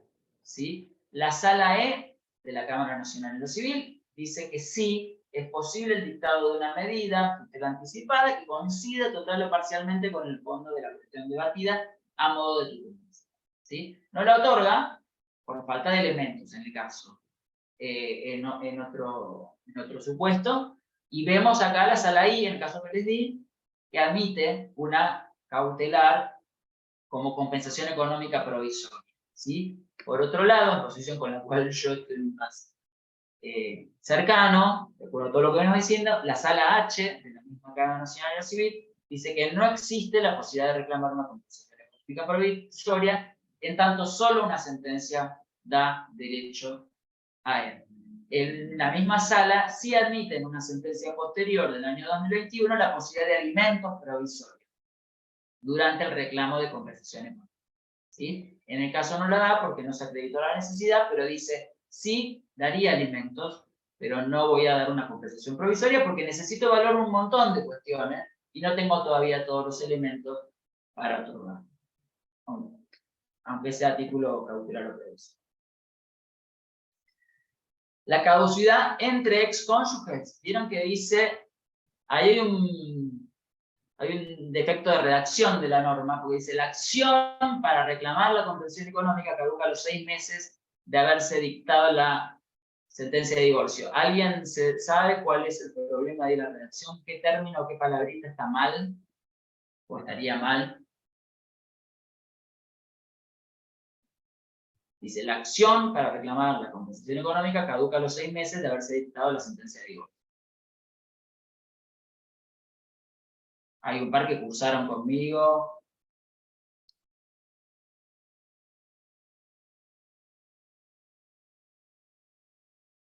Bueno, acá veo que algunos van poniendo consenso, coincido, o sea, faltaría perspectiva de género. Y al plantear la necesidad de consenso, entiendo que sí. Bueno, la acción no caduca. Las acciones prescriben, ¿sí? En todo caso, más que la acción debería poder poner el derecho, porque lo que caduca es el derecho. La caducidad implica la pérdida del derecho, la prescripción es la pérdida de la acción. Entonces, el derecho para reclamar la compensación económica caduca a los 6 meses de haberse dictado la sentencia. Y acá ya tenemos un problema porque desde cuando, acá, digamos, cito de lo que más fallos tengo, por eso cito mucho la Cámara Nacional Civil, porque tiene una buena base y se pueden buscar. Tenemos algunas posturas que lo toman desde la sentencia otros que la toman desde la notificación y otra que les diría que es la mayoritaria, que entiende que el plazo de caducidad empieza a correr desde que se encuentra firme la sentencia. ¿Sí? Sala D, Sala E y muchísimas otras sentencias. Pero hay tres posturas sobre esta cuestión. ¿Desde cuándo empieza a computar? Algunos, como dice sentencia, que es lo que dice la Sala A, donde la norma es clara, al juez no le corresponde interpretar. Sentencia. Desde el día de la sentencia empieza a correr los 6 meses. Y acá tenemos otros temas que no nos vamos a meter, que es qué pasa cuando hay mediación previa obligatoria o etapa previa en el mismo, como ustedes tienen, ¿no? Ante el consejero de familia. ¿Qué pasa? ¿Suspende eso o no la caducidad? Bueno, yo entiendo que sí, pero hay algunos fallos que dicen que no. También. Esto no lo vamos a ver en el tiempo, después les va a quedar, ¿sí? Quiero que hablemos un poquito de la caducidad entre excónyuges. Y acá tenemos un plazo de caducidad que también es de 6 meses, pero en realidad es mucho menos que el otro plazo. Si bien los términos parecen iguales, las situaciones son claramente diferentes. ¿Por qué? Porque yo en el caso del divorcio, generalmente, ¿qué hago? Primero me separo, puede pasar 5, 6 años después de divorciarme o menos, pero a la hora de hacer un divorcio, ¿qué hago? Voy, consulto con un abogado, el abogado me asesora, me dice, un buen abogado, me dice que tengo o no el derecho de reclamar una compensación. En cambio, el cese de la convivencia, que se da por una simple circunstancia, que ya separarme implica en principio, a menos que haya una causa justificada, implica en principio finalización de la unión, no tengo que disolver la unión en ningún lugar, no necesito ponerme en contacto con ningún abogado para esto. Y el plazo de 6 meses se vuela. Ni hablar en los supuestos en los cuales esa separación está en un contexto de violencia de género. Entonces, acá tenemos un problema con este plazo de caducidad. ¿Qué hacemos con estos 6 meses? Que son tan cortos y tan rigurosos interpretados literalmente. Bueno, acá aparecen fallos que les voy a citar, les voy a dejar después. La diferencia entre unos y otros son que algunos plantean la inconstitucionalidad del 525 y otros plantean la inaplicabilidad en el caso concreto. ¿Sí? El de Esquel es interesante porque entiende que el plazo de caducidad, juzgado de familia 1, se tiene que empezar a computar no desde el momento, cuando hay una circunstancia, un contexto de violencia de género, no desde el momento en que se produjo la separación, que muchas veces es por la expulsión del hombre o por el retiro de la mujer, sino desde cuando cesó la medida restrictiva de prohibición de acercamiento. O sea, cuando vencieron las medidas tendientes a la protección de la mujer que sufre una situación de violencia. Porque recién ahí es donde la persona puede medianamente asentarse, tomar conciencia y poder empezar a pensar en otra cosa que no sea salvar su vida y la de sus hijos. ¿Sí? A partir de ahí empezaría a computar. Hay proyectos que lo quieren llevar a un año, ¿sí? Pero me parece interesante más que el plazo, desde cuándo se empieza, digamos, más que el término que establezcamos, 6 meses, 1 año, lo importante para mí es desde cuándo se va a computar. ¿Sí? Me parece eso más interesante. Por eso me parece interesante este fallo. Ahí les dejo el de Neuquén para que les quede, que ha dicho, ¿sí? Habían pasado menos de 2 meses del plazo de caducidad y había una situación acá de violencia, un estado de confusión y vulnerabilidad, la necesidad de interpretar contextualmente, con los tratados, con perspectiva de género, y en este caso claramente se planteó que, a diferencia de primera instancia, que había planteado la caducidad, que el plazo no había vencido y era procedente el reclamo. Acá tenemos 2 fallos, el de Esquel que les comenté antes, y el uno de San Luis, que no es muy conocido, donde se declara la inconstitucionalidad de la norma. Va un poquito más allá. y en algunos casos inclusive, aun cuando no haya un contexto de violencia de género, también. O sea, no es el único supuesto en el cual se ha planteado que se podría interpretar vigente el plazo para reclamar. Tenemos un fallo muy interesante, que es de la Suprema Corte de la Provincia de Buenos Aires, o sea, tiene relevancia, quizás lo conocen, es de marzo del 2022. Es interesante porque acá a mi entender, hay un asesoramiento indebido, porque se inicia un primer juicio que la mujer plantea que lo va a iniciar, que lo inicia a efectos de plantear el pedido de compensación, pero el primer juicio es para aprobar la unión confidencial, a secas. O sea, el primer juicio es para aprobar la unión. Termina el primer juicio e inicia el segundo, pero para plantear, una vez probada la unión, segundo planteo es, ahora reclama una compensación. El juicio primero duró 2 años, entonces, antes que se cumplan 6 meses del dictado de la sentencia, se inicia el reclamo. El juzgado de primera instancia de Junín, con buen criterio, no hace lugar al periodo de caducidad, porque dice, no, el plazo lo voy a computar desde que está firme la sentencia donde se probó la unión. La Cámara de Apelaciones de Junín revocó la sentencia porque tomó el plazo de la separación, ya pasaron los 6 meses, el derecho se encuentra extinguido. Bueno, la Corte retoma lo decidido por juez de primera instancia, revoca, la provincia de Buenos Aires, revoca lo resuelto por la Cámara, y ahí tienen los fundamentos, ¿no? Aunque resulta ser cierto que debió haberse iniciado directamente la compensación, bueno, hay un principio de buena fe, ni siquiera le digo es necesario recurrir al principio de género, acá es un principio de buena fe de que la persona, la caducidad, se basa en la inacción. Acá no hubo inacción, acá hubo acción. Quizás, digamos, encausada indebidamente, pero no correspondía de ninguna manera plantear la caducidad, y acá nuevamente tenemos la protección de Belén no Pará, las reglas plagaciles sobre acceso a la justicia de las personas en condición de vulnerabilidad, convalidar el decaimiento de un derecho por estrictas razones formales, no obstante, compartir el límite señalado por mi colega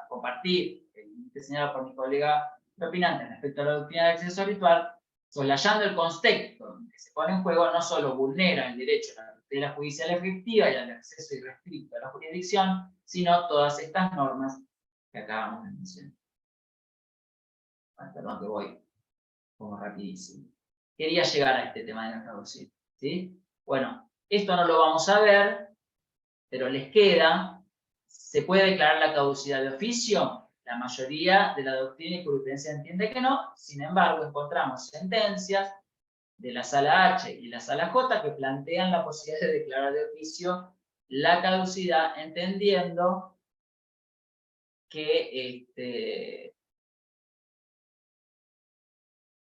digamos que como está regulado, no toma en cuenta 2562, como está regulado en la norma, digamos, no se exige ninguna otra cosa, el juez, el plazo de caducidad, procede la declaración de oficio.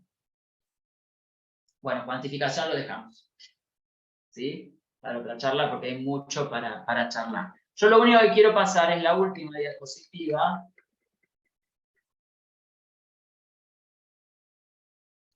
Igual les va a quedar. Nada, es una conclusión sobre lo que hablamos hoy, porque al hablar tanto de controversias parece que estamos atacando al instituto, ¿no? Y lo que yo pongo ahí es, no podemos dejar de señalar las bondades que presenta la incorporación de la compensación económica como uno de los efectos propios de la ruptura de la pareja. Las dificultades en su aplicación señaladas durante esta charla no buscaron atacar, sino todo lo contrario, persiguen que nos hagamos las preguntas adecuadas, que nos conduzcan a encontrar mayores precisiones que contribuyan a definirlo y reforzarlo. El estudio profundo, la observación atenta y crítica de la práctica tribunalicia, nuestras dudas, nuestras preguntas, el debate fundado, seguramente generarán aportes útiles para alcanzar el objetivo perseguido. Claramente entiendo que estamos ante una figura que se sigue construyendo, ¿sí? Y que plantear todos estos problemas no busca otra cosa que fortalecer el instituto, no debilitar. ¿Sí? Sí, Carolina. Gabriel, excelente, súper útil, 1000 gracias, y te vamos a comprometer, te vamos a agarrar del pico, porque el tema de la cuantificación es otro temazo que, bueno, somos casi todos abogados que ejercemos la profesión, y por eso todas las herramientas que trajiste de los fallos, las cuestiones que hay que pensar, que hay que fundamentar, son de enorme utilidad, y la cuantificación, bueno, así que vamos a organizar con Meli otra fecha para que hablemos de cuantificación. Y otra cosa, nos encantaría también que hagas una crítica a los fallos de Bahía Blanca, que bueno, como todos ejercemos acá, tenemos cuidado, pero bueno, las observaciones que hiciste son muy inteligentes, y estaría muy bueno que lo escriba un profesor de la UBA y que digamos, que se pongan en evidencia algunas cuestiones de las que hablaste hoy, ¿no? Y que nosotros también las comentamos con Meli, que comentó este fallo en el instituto, y nos parece que sería muy útil. Sí, sí, mi idea es poder comentar, me interesa mucho este fallo de la asimilación a los alimentos, porque en mi tesis plantea que uno de los problemas que tenemos es la imprecisión en cuanto a la naturaleza jurídica, y a que se pone siempre en los considerandos, no son alimentos, pero después muchas veces nos terminamos acercando a lo del 207 o a lo 209, para conceder algunos supuestos que a mí quizás no, y para denegar el supuesto que la mayoría para esto último, ¿no? Así que sí, estoy con eso, estuve con otras cuestiones, pero me interesa comentarlo, ¿sí? Porque es un fallo muy interesante y no es tan conocido. No, claro, claro, y a nosotros, digamos, nos viene muy bien, porque esta es la jurisprudencia que nosotros tenemos, entonces para nosotros es muy importante el comentario, el profundizar. Bueno, quedó más que evidente que profundizaste enormemente todos los temas, que sos un estudioso de la figura, entonces la verdad que sería para nosotros un honor que lo pudieses hacer. Tengo a mi directora de tesis que me dice, no publiques cosas hasta que no defienda la tesis sobre compensación económica. Tengo esa lucha interna. Igual he estado publicando. Tengo un artículo, después si a alguien le interesa, que es compensación económica a favor del hombre, con signo de pregunta, que analiza un poquito el tema, ¿no? Y cómo lo tratan otras legislaciones, cómo se trata en el derecho italiano, en el español y en el nuestro. En España hay un 10-12% de sentencias a favor de hombres en compensación económica. Yo entiendo que las particulares de nuestro instituto son diferentes. Por eso digo Gabriel, que ¿dónde lo tenés publicado? ese creo que salió en RIUS. Ajá, en RIUS. Pero yo igual, de todas maneras, hay algunas preguntas por el material. Yo, si quieren, a través de Melissa, les puedo mandar el PDF y no sé si tienen forma de después hacerlo llegar a la gente, o si no, Sí, les claro dejo. que sí. Bueno, Sí, entonces es más fácil. Y sí, ¿les parece? el artículo también te lo mando, si así lo quieren ver. Ese artículo es un tema que no se ha escrito mucho todavía sobre eso. Sí, por ahí que Buenísimo. vayan dejando sus emails, así desde el instituto podemos reenviar el material. Todos los que estén interesados, dejen el email en el chat y bueno, les vamos a ir mandando. Excelente. Bueno, muchas gracias por la invitación nuevamente, me sentí muy cómodo y veo que han estado atentos, así que bueno, eso está buenísimo. Así que muchas gracias por participar, por la atención. Y también yo miro mucho en los numeritos, que se vayan manteniendo, y veo que se han quedado, así que eso está bueno. Está bueno, gracias. 1000 gracias, Gabriel, nuevamente, y bueno, feliz fin de semana para todos, que descansen, y muchísimas gracias. Excelente. Buen fin de semana, hasta luego. Buen fin de semana. Chao, chao, chao. Gracias por los comentarios. Adiós, gracias.